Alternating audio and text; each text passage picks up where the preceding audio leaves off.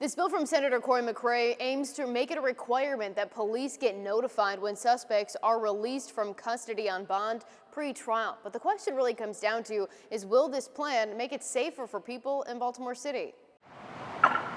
Annapolis sunshine shining a light on Baltimore's crime crisis. Good afternoon. Today, focusing on notification of when suspects facing violent crime charges, the police get notified. Baltimore's top leader is voicing the support to the public. This bill will ensure better coordination and collaboration, something that we all know is very long overdue. Passage of this bill will send an unequivocal message to both the victim and the perpetrator that the game has changed. Before telling a panel inside Strong support of Senate Bill 586. why they want this proposal to become law. You are empowering us to be proactive in safeguarding witnesses and victims in a way that we have not been. I believe that this bill is a step forward and an important step forward. While the leaders say this bill will provide data to drive deployment strategies to keep people safe, they were not able to pinpoint just how many people are getting released on bond while facing some of the most serious charges. We wouldn't be here if it didn't happen. There is not the same level of support for a bill targeting people pulling the triggers. But can you explain why you're not talking about the bill that would target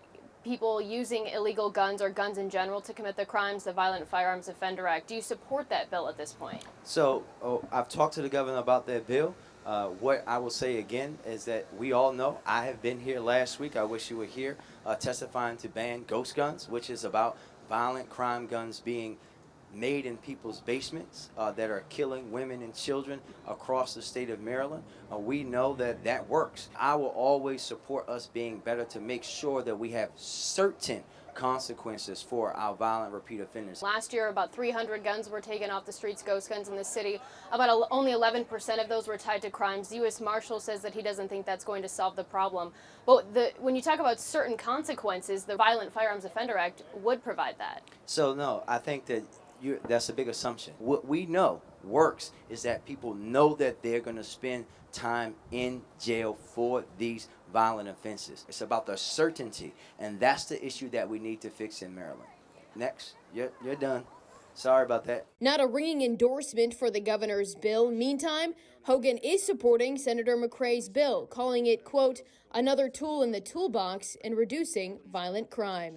During the committee hearing process, Senator Cory McCray introducing some proposed amendments, including making this bill just for Baltimore City and expanding the requirement to all suspects who are released regardless of the charges that they're facing.